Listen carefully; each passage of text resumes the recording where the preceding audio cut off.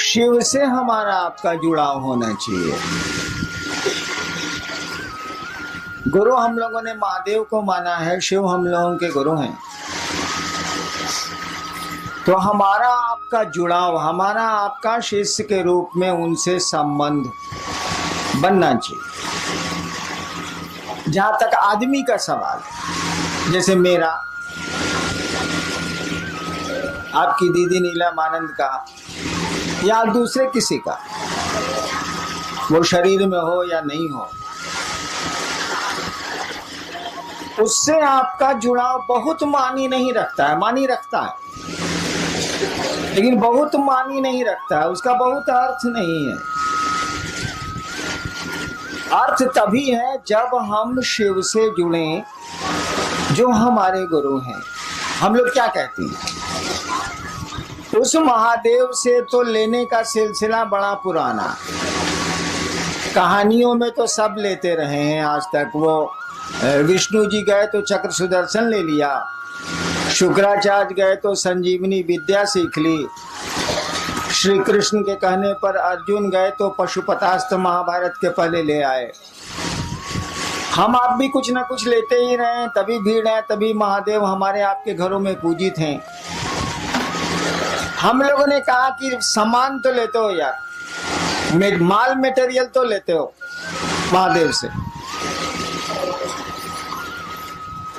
सुख भी लेते हैं, सम्मान भी लेते हैं, समृद्धि भी लेते हैं, जो भी जरूरत है मांगते ही मांगते हैं।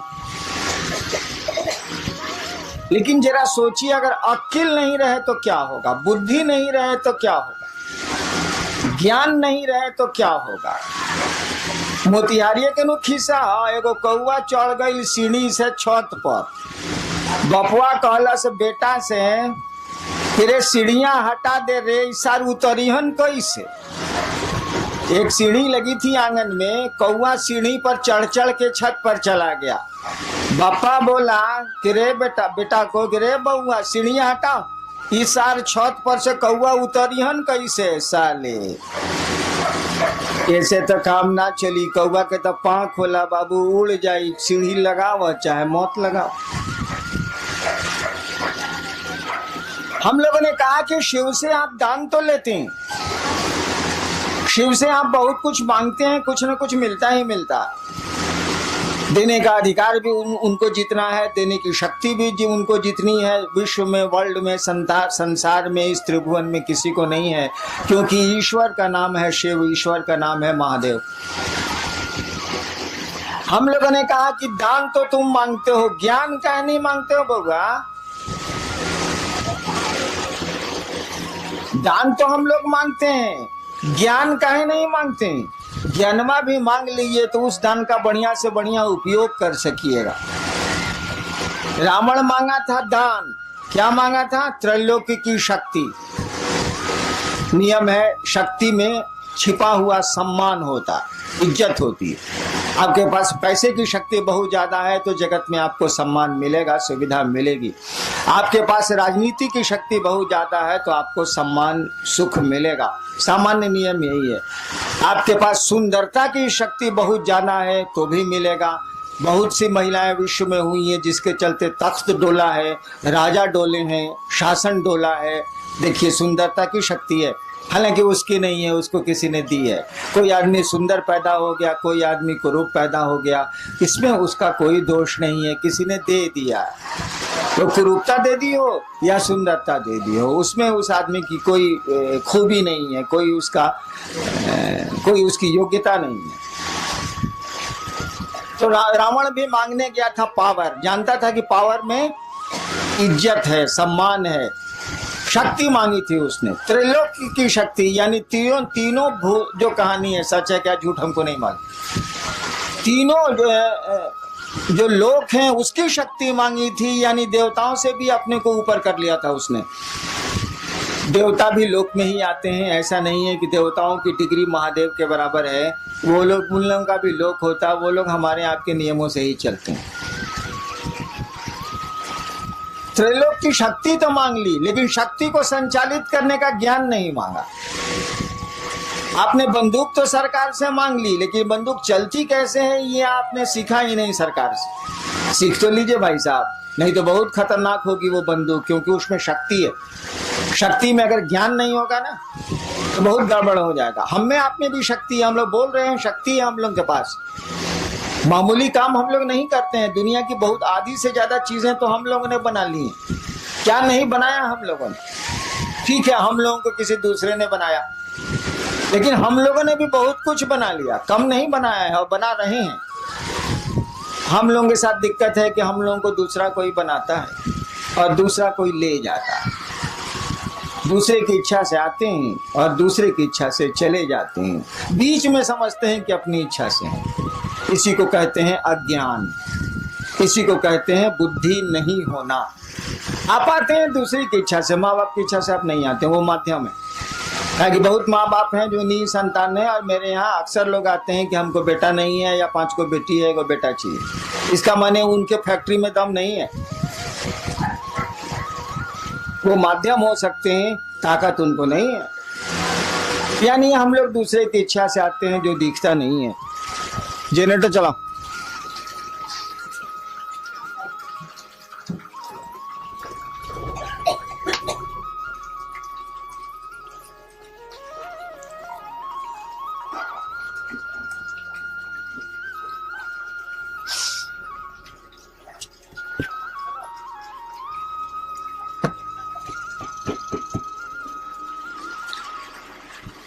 हम लोग दूसरे की इच्छा से आते हैं जो हमारी आपकी आंखों से नहीं दिखता है, अपनी इच्छा से रहते भी नहीं। अक्सर लोग चाहते हैं, करीब करीब सभी लोग चाहते हैं रहना, रहते कहाँ है? हम लोग के पूर्वज चले गए, तो आना दूसरे के हाथ में है, जाना दूसरे के हाथ में है। बीच में ऐसा लगता है कि बहुत कुछ हम लोगों के हाथ में है, ऐसा है नहीं, लेकिन लगता है तो लगता है। भ्रम ही सही, तो भ्रम भी आप में हमें संवेदना उत्पन्न करते हैं, प्रतिक्रिया उत्पन्न करते हैं, परिणाम उत्पन्न करते हैं। हम लोगों ने कहा लोगों को कि भैया महादेव से तो लेते ही लेते हो, लो यार कौन रोकता है, और उतना दे भी कौन सकता है जो दूसरे के पास जाओगे, लो जरूर लो। लोगों ने लिया है, हम आप क्यों दूबर रहे, हम आप क्यों कमजोर रहे। लेकिन ज्ञान भी लो नहीं यार, ज्ञान क्यों नहीं लेते हो? ज्ञान लोगे तो बहुत मामूली सी चीज से भी तुम बहुत बड़ा काम कर लोगे।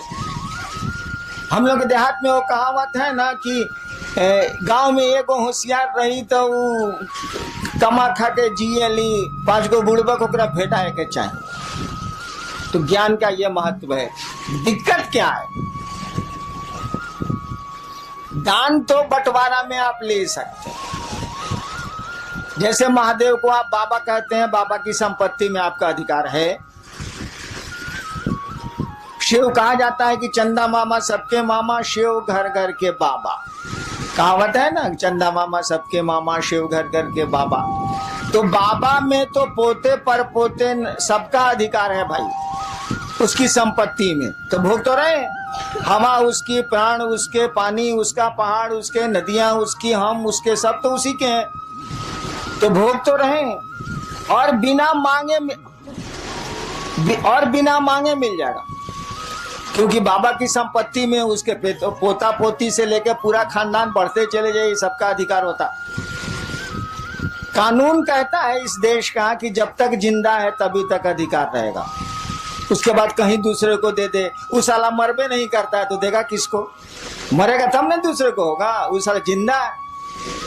काहे कि रामनवमी में राम के जन्म की छुट्टी होती है, जन्माष्टमी में कृष्ण के जन्म की छुट्टी है। अब महादेव के जन्म का पता भारतीय सरकार को नहीं लगा तो हमको आपको कहाँ लगेगा, इसीलिए बियाह की छुट्टी है। महादेव का बियाह का छुट्टी दे, कहीं बियाह का छुट्टी सुना है आज तक किसी का? किसी भी बड़े से बड़े आदमी के शादी की छुट्टी आपको मिलती हो सरकारी दफ्तरों में, ऐसा सुना कभी? जन्म की मिलती है, पुण्यतिथि की मिलती है जिसमें वो शरीर छोड़ते हैं, पुण्यतिथि भी बहुत कम मिलती है, नहीं के बराबर मिलती है। जन्मदिन की छुट्टी मिलती है। जो हमारे यहाँ भगवान है या हमारे यहाँ जो पूज्य लोग हैं उनको उनके दिनों पर सरकार छुट्टियां देती है। लेकिन ब्याह के दिन के छुट्टी मिला लोग है सरकार में, ये कभी सुनने बने रहे वालों नहीं। ब्याह के दिन साला ब्याह हो गए लोग, कौन बड़का बात बा। लेकिन महादेव के छुट्टी मिलेला महाशिवरात्रि, वो ब्याह के दिन मिलेला। काहे कि साले सरकार कमबख्त सरकार को ही नहीं पता, हमको आपको क्या इतनी बड़ी हस्ती को नहीं पता है कि पैदा कब हुआ था। और जब पैदा ही नहीं हुआ था ये मालूम नहीं है तो मरेगा ही नहीं साला। इसीलिए बाबा आपका जिंदा है, आपको हमको हक है, लेकिन केवाला नहीं मिलने वाला। केवाला तो उसी के नाम से। दान में एक बाप अपने बेटे को पूरी संपत्ति का पूरा टुकड़ा दे सकता है। 3 बेटे हैं तो 3 हिस्सा कर देगा वो। कहल जाला कि बंटवारा में चाउर अगर धुआ गई बात तो कर पानियों बटी। हाँ बटी, चावल का धुआं भी बढ़ता है। ये हम आसमान से सीखा, धरती पर हम नहीं जानते थे इसको। चावल का धुआं भी बढ़ता है, लेकिन भाई साहब ज्ञान नहीं बढ़ता है। एक बाप अपने बेटे को, अगर 3 बेटे हैं 4 बेटे हैं तो वो 4 टुकड़े कर देगा। बंटवारा के समय चावल और अधन पर चढ़ा हुआ है तो पानी भी बांट देगा वो। लेकिन वह बहुत बढ़िया शिक्षक है तो ज्ञान नहीं बांट सकता है। उसका ज्ञान लेने के लिए उसके बेटों को उससे ज्ञान लेने की मानसिकता में आना होगा, उससे पढ़ना होगा। हम अक्सर एक किस्सा सुनाते हैं, बना के किस्सा सुनाते हैं, कौन किस्सा थोड़े। एक बाप था, उस इलाके का बहुत बढ़िया शिक्षक था, रिटायर कर गया। और जब तक वो शरीर से तंदुरुस्त था अपने बेटों को कहता था, अरे हमसे पढ़ लो, इस इलाका में हमसे बढ़िया मास्टर नहीं है। तुम भी जानते हो कि हमसे बढ़िया मास्टर नहीं है, हमसे पढ़ो। 3 को बेटा था, 2 को बड़का बोला तहरा से पढ़े, हमारे स्कूल में नाम लिखा वो। क्या करेगा बाप, उसने स्कूल में नाम 2 को लिखा दिया। छोटका बोला कि ना बाबूजी हम तोहरे से पढ़े। उसने तो कहा ही था कि हाँ पढ़ो। 2 बेटा कहा कि ना हम तरह से ना पढ़े, भी स्कूल में पढ़े। समय बीता, वो रिटायर कर गया, बूढ़ा हो गया। एक दिन सबसे छोटका बेटा हो गया था कलेक्टर, पढ़ा टीचर बढ़िया था, बना दिया उसको, IAS हो गया, वो कलेक्टर हो गया। एक दिन छोटका बेटा आया बाप से मिलने के लिए, तो पीला बत्ती का गाड़ी या अंगरक्षक बॉडीगार्ड सब था उसके साथ। और दोनों भाईवा जो था उससे बड़ा जो नहीं पड़ा था अपने बाप से, वो दोनों बथान में भैंस को सानी लगा रहा था। सुना कि छोटका भैया आया है, भैया आया है, तो दोनों आया मिलने के लिए। बगीचा में था, बथान में था, आया मिलने के लिए। तीनों बैठा हुआ था, बूढ़ा जो मास्टर था वो भी बैठा हुआ था, जो तीनों का बाप था। दोनों ने कहा, दोनों बड़े भाई ने बाप से कहा कि बाबूजी तारा ऐसा था बेईमान हमनी का देखबे ना कहीं नहीं। बाप ने कहा क्या बेईमानी की बोलो। कहा कि एकरा के तू कलेक्टर बना देला, हमनी के भैंस चरवा बना देला, तैसे बड़ बेईमानी हुई। वो बूढ़ा आदमी बोला कि देखो बाबू हमरे पास इतना बीघा जमीन है, छोड़ दो हम पेंशन से खा लेंगे, हमको जमीन की जरूरत नहीं है। तुम तीनों भाई इस जमीन को बांट लो, हम जमीन का बंटवारा कर देते हैं, संपत्ति का 1-1 पाई का बंटवारा कर देते हैं। लेकिन ससुरा बताओ हम ज्ञान का बंटवारा कैसे करें? ये पढ़ना चाहा तो हमने पढ़ा दिया, तुम दोनों ने कहा नहीं पढ़ेंगे तो स्कूल भेज दिया।